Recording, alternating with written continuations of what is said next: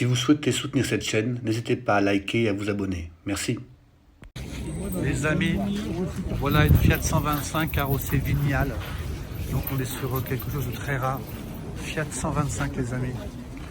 C'est un petit peu compliqué, elle doit être de 77, 76. Au vu des vignettes posées, on trouve que ça ressemble beaucoup à une Fiat Dino. Mais là c'est une Fiat 125 les amis. Alors regardez un peu, je vous la prends un petit peu à la guénon-lotte, mais Fiat 120, 127 avec le carrossier Vignale les amis.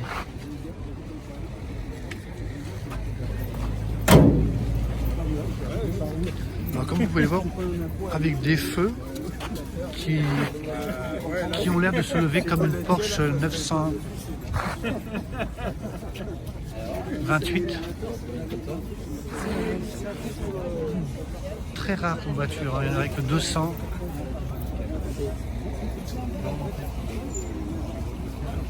Fiat les amis. Opel Manta les amis.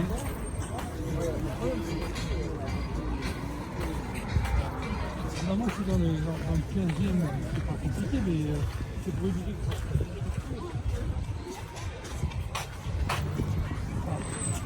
Alpha, la petite Lancia Beta.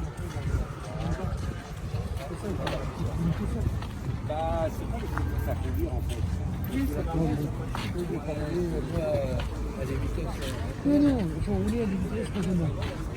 Non, moi aussi. De toute façon, j'appelle Seb et puis on se met d'accord. Vous verrez là.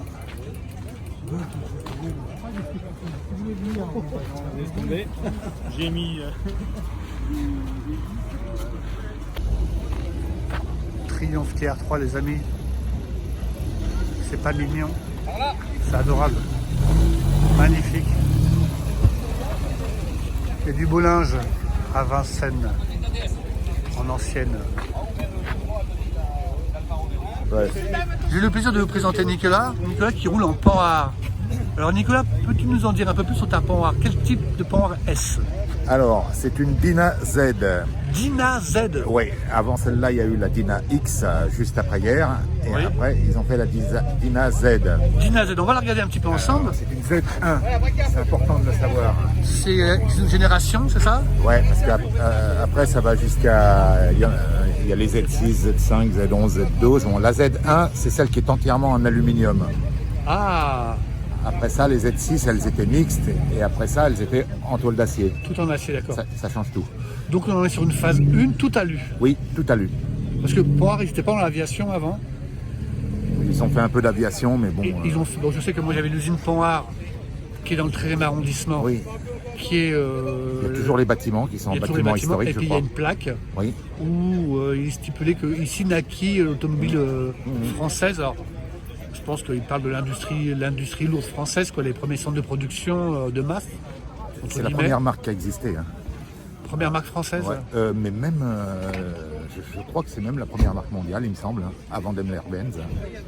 D'accord, Donc, très il me bien. semble, je suis pas sûr, mais Bon, si vous avez des commentaires, les amis, des informations complémentaires, n'hésitez pas à nous le faire dans les commentaires. Ouais. Alors, on va regarder cette Panhard Z1, oui, tout aluminium. tout aluminium. Alors on y va, on vous suit. Faites-nous un petit peu le tour du propriétaire. Alors. Donc, moi, ce que je peux vous dire, c'est que j'en ai déjà vu souvent. Alors, il y a la grise, il y a des verres d'eau. Elles ont des couleurs assez pastel. Oui. Il y a vert d'eau, il y a un orangé, un peu tang. Il y a un orangé un Ah, ça, je connais peu, pas. mais très doux, pareil. Et c'est souvent que des couleurs douces. Je ne connais pas les oranges. Non, ça, c'est un gris matinal. Gris matinal, 1955. 1955, les amis. Et c'était très. Qui avait bénéficié de beaucoup d'études aérodynamiques. Elle est très aérodynamique. Et oui, c'est clair, ouais. Mets-toi devant, Nicolas. Oui, non, mais on voit bien que pour 1955, Oui, elle a des formes très ronde. très complexes douce. et elle est recherchée. Hein. Ah, donc celle-ci est de 55, hein, Nicolas. Celle-ci, elle est de 55. D'accord. Oui, Et vous êtes venu à cette voiture-là par hasard, vous l'avez croisée, c'est un coup de cœur, c'est une Madeleine de Proust. Non, comment on c'est peut- parce que quand j'étais gamin, il y avait des gens qui en avaient dans ma rue, donc déjà je me rappelle toujours du bruit. Et puis je savais que c'est ce genre de marque dont comme Citroën, un peu, les gens commencent avec ça, ils peuvent plus passer à autre chose. Oui, Voilà. en acheter une, c'est l'adopter, quoi. C'est ça. Et en fait, elle a quelque chose d'humain, cette voiture. D'accord. D'accord. C'est pas très très fiable, mais on s'y attache. D'accord, très bien. Voilà. Donc on va faire un petit peu le tour du propriétaire. Oui. Donc devant là, on voit qu'il y a un... Alors c'est quoi? C'est un code? anti-brouillard. C'est un anti-brouillard. Ça a été interdit à partir de 1957 parce qu'il fallait que le nombre de projecteurs soit au nombre de 2 sur une voiture. Oui, pour, Voilà. pour pas perturber, pour définir pour pas la moto. codification des lumières de nuit, On quoi. croit que c'est une moto. Exactement, Voilà. ouais. Donc, D'accord. donc après, elles ont eu la langue centrale pleine, sans le phare. D'accord, c'est mignon. Elle a une sacrée bouille, hein. Donc, On peut faire le tour du propriétaire avec oui, vous, bien sûr. Nicolas? Alors, dites-nous les spécificités qui pourraient m'échapper. Alors, bon, elle a les portes dites portes suicides, c'est-à-dire qu'elles s'ouvrent à l'envers. Voilà, Voilà. Et oui. Alors, Comme beaucoup de véhicules. de cette époque. Exactement. Voilà. Elle a une banquette avant, c'est une 6 places. D'accord. Sur la carte grise, c'est une 6 places. Ah oui, on va. Oh non, ne fermez pas, Nicolas. Ah oui, il n'y a pas de. Oui, c'est deux banquettes. Mais c'est très moderne parce que quand je regarde, regardez les amis. Alors attendez, je vais essayer de. Nicolas, le tableau de bord, il est incroyable. Il est un peu spécial. Hein? Non, mais c'est très moderne. Pour l'époque. Oui, attendez, excusez-moi les amis. Dépanné à l'époque, c'est pour ça, c'est normal. C'est 54, non? Regardez les amis. 55. Je suis au volant de la Pan et il y a le tableau de bord. Et regardez, au-dessus, il y a des... Alors c'est quoi toutes ces commandes, Nicolas? Alors, ça c'est l'anti-brouillard. Anti-brouillard. Ça c'est la lumière du tableau de bord. Ah oui. Ça c'est le feu de recul, PR, Oh. projecteur de recul. Ok. Ça c'est un supplément. Ok. Et ça c'est pour les feux de position, ça, droite ou gauche. C'est quand même dingue, quoi. Hein. Parce que je regardais un truc, c'est juste un petit détail, c'est que, vous voyez, regardez, il y a des petits avions sur le bas de caisse, là. Oui, parce que Ponard a travaillé un peu pour l'aviation. Ben oui, c'est sûr. Oui. Et, ça c'est pour le chauffage à essence, ça. C'est la commande du chauffage à essence que je vais pouvoir vous faire voir. D'accord. ACDC, vous êtes fan d'ACDC? Oh les amis, Allô. regardez cette voiture, c'est quand même assez dingue. Les commodos. L'intérieur J'y suis vers est sympa. Alors vraiment, le moyeu est fou, quoi. Voilà les amis, je vais vous faire voir un petit peu l'intérieur. C'est très confortable. C'est des grandes banquettes. Alors Nicolas, dis-moi, parce qu'il y a plein de petites touches, c'est quoi tout ça là? Alors, des démarreurs. Ça c'est l'essuie-glace. Ok. Alors celle-là, elle avait l'option anti-vol. Hein, C'est ouf. elle avait l'option anti-vol. Ah, le avec la Neyman manette est de en dessous blocage. du volant, ouais. Là, c'est le coupe-batterie. Ok. Et ça, c'est le starter. D'accord, et là c'est le frein à main. Frein à main. D'accord. Et les vitesses, c'est au volant? Les vitesses, c'est au volant. Là. Ah ouais, d'accord. Ah ouais, c'est dingue. Ouais. Non mais le tableau de bord, le code, c'est un code PIP, quoi. Tout est centralisé. Ouais. C'est fou, quoi. C'est original. Est-ce qu'on peut enlever le capot? Oh non, c'est génial, ouais. Oui, ben comme tu veux. Je te suis, Nicolas. C'est toi qui mène le bal. Alors, les places arrière, bon, comme je vous le disais, c'est deux grandes banquettes. Et je me suis assis, je peux vous dire que c'est confortable. Hein. Au niveau, on en parlera après, mais c'est pour cruiser, c'est tranquille comme voiture, c'est péchu. Alors, non. Il cherchait à faire des voitures performantes avec peu de moyens. Donc, c'est un petit moteur bicylindre en 850 cm3 qui fait que seulement 42 chevaux SAE, enfin ce qui est beaucoup pour 850 pour l'époque. Oui. C'était quand même un haut rendement, mais couplé avec une très bonne aérodynamique et une caisse très légère, puisqu'elle ne fait pas 700 kg, Oui. la voiture était donnée pour 130 chronos. D'accord. Voilà. Ce qui était un exploit pour l'époque. Ah bah la 403 c'était même pas 120. D'accord, c'est- donc elle était oui, était péchue pour l'époque. Alors en plus avec des femmes comme vous pouvez le voir très Bon, alors la visualisation, très rondes. comment on voit mal les feux quand on suit cette voiture, hein, les clignotants sont sur les ailes. Alors ouais, là. on va regarder les amis ensemble. Quand quelqu'un me suit, je suis obligé de leur dire les clignotants sont là parce que tout le monde me dit on voit pas les clignotants. Et oui, il y a pas de... Ah oui, les clignotants Ça sont c'est les ici. clignotants, ça c'est les stops. Les feux, les stops. Voilà. Ah, c'est les deux petites barres que vous voyez de part et d'autre. Oui, C'est mal signalisé. C'est un petit peu comme à l'époque, c'est minimaliste, Voilà. c'est pas Pour eux, au top. très important. Ouais, c'était une époque aussi. Hein. Non, mais elle a des formes très arrondi. Et ça, c'est des options, non? Oui, ça c'était un accessoire plutôt, pas une option, un C'est accessoire. un accessoire, ouais. J'ai déjà vu sur certaines Peugeot, ils rajoutaient des pièces comme ça, peut-être même sur les 4 chevaux, dans cet esprit-là. Non, vraiment très chouette. On va regarder, Nicolas, on va regarder le moteur avec toi, s'il te plaît. Allez, Excusez-moi, c'est la vôtre là? Ah bah je vais en profiter. vas-y, Nicolas. Filmer parce qu'on n'en voit pas. Alors voilà, le capot, Alors. ça se lève complètement, n'est-ce pas? Alors attends. Ah ouais, c'est bien, c'est pratique, tu peux... Ça rend la mécanique assez accessible. Ouais, c'est clair, c'est super. Donc, alors redonne-nous Alors, les c'est donc- caractéristiques du moteur. C'est donc un bicylindre Bicylindre. à plat, un de chaque côté. Un cylindre seulement. D'accord, ouais, là, À plat, opposé. ouais, c'est là où on voit il y a les pistons. Voilà, un peu où- comme les motos BMW. On voit les ailettes. Et un refroidissement à air. Oui, oui, Voilà. il y a, oui. Il y a une petite hélice là. Il y a une hélice. Voilà. Il y a quand même, pour l'époque, ce qui est très rare, un carburateur double corps, un corps par D'accord, c'est quoi, c'est un Solex? Bon, si tu sais pas, non, c'est c'est pas un grave. Zénith. C'est un Zénith. Oui, oui, c'est un Zénith. D'accord. Voilà. Et ce qu'on voit au fond, c'est le chauffage à essence. Alors attends, j'arrive. C'est le chauffage à essence. Ouais. C'est pourquoi éviter la vapeur lock? Non, c'est qu'il n'y avait pas de système de chauffage comme les autres voitures, ils ont un chauffage à essence. Ah Il oui, faut oui, tirer, c'est ça pour l'allume, c'est ça pour l'allume, il y a un l'habitacle. brûleur. Ah oui, et d'accord. voilà.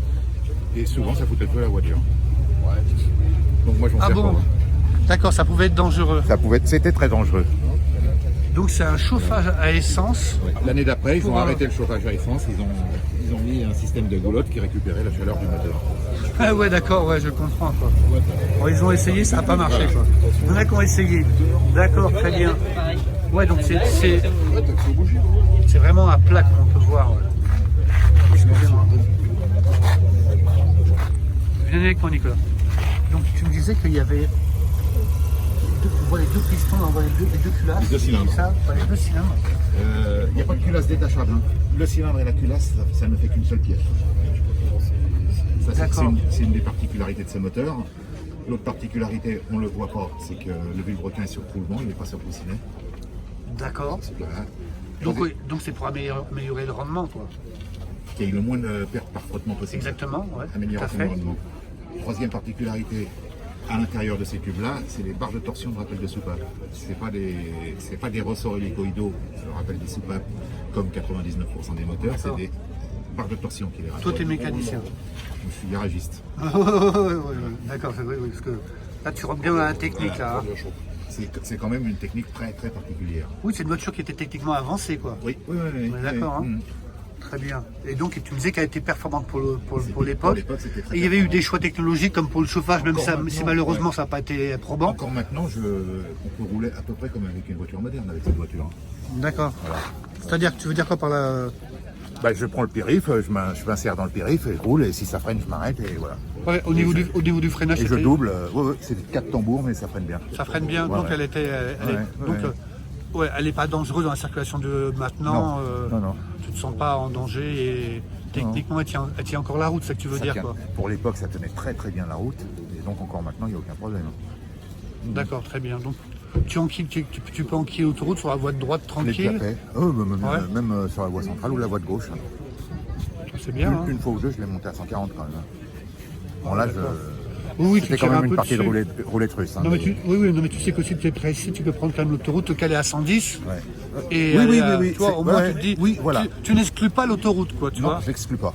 Donc Voilà. c'est déjà bien, quoi. Donc on va regarder un petit peu le capot moteur là. Hop, le capot, ouais, d'accord. On va la regarder un peu. Tu vois, elle a du succès, Nicolas. Hein. Toujours. Hein. Toujours parce qu'il n'y en a pas beaucoup. Hein. Et oui, moi j'ai un voisin de boxe qui en a une. Je me rappelle plus, je sais plus si elle est grise comme la tienne ou différente, mais effectivement c'est. Et au niveau de la production, tu sais combien il y en a eu de produites là? Tout modèle confondu, à peu près, je crois qu'il y en a eu 130 000.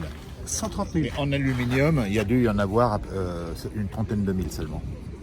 D'accord, donc Voilà. on est sur une petite pépite. Et on est sur une petite production aussi. Oui. Je sais plus combien il y a eu de Simca ronde de produites, mais beaucoup plus. Ouais, parce que la Z1 c'était un peu le luxe quoi. C'était des voitures qui étaient vendues cher quand même. Hein. Ouais, j'imagine. C'était des voitures, je sais plus, presque 800 000 anciens francs à la fin des années 50.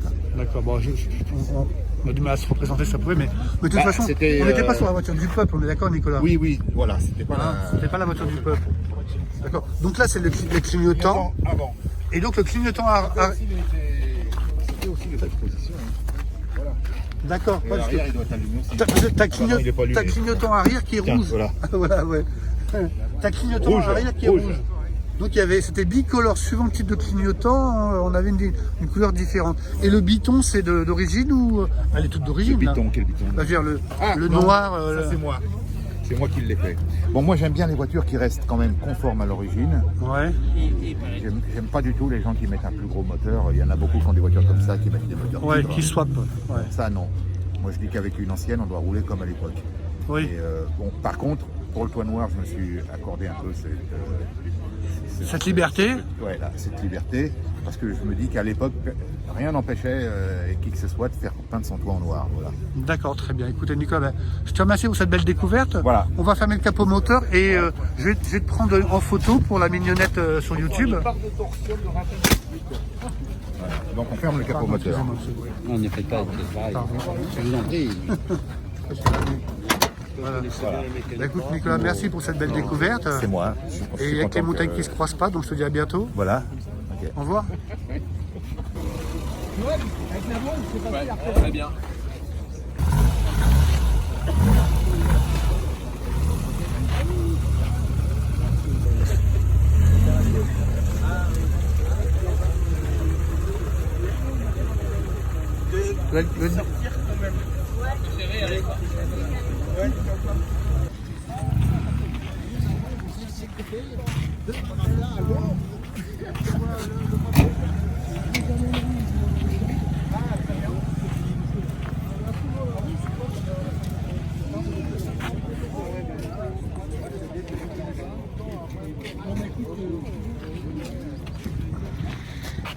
Les amis, tu viens de voir une Panhard Break.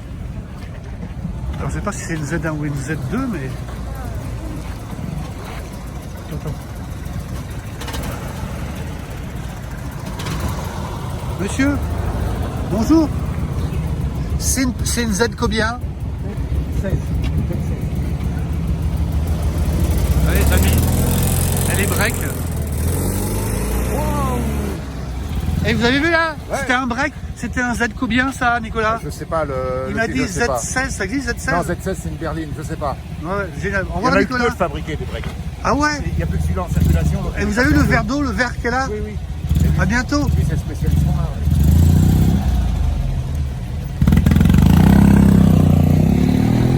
Au revoir monsieur Jean-Jacques. Et doucement sur la route, hein.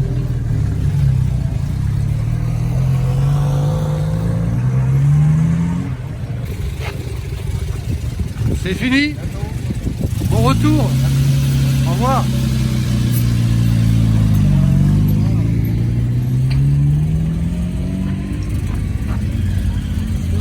Salut Jean-Jacques. À dimanche. Bye bye. À bientôt. Salut. TR3 les amis. C'est la fin. Mais dimanche midi, on va y aller. Il y a beaucoup de MK2. Allez, c'est parti. Pierre est en voiture. Voilà, très belle matinée. Simca à ronde les amis.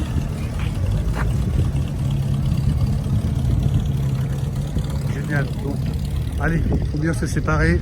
Un jour, on y va.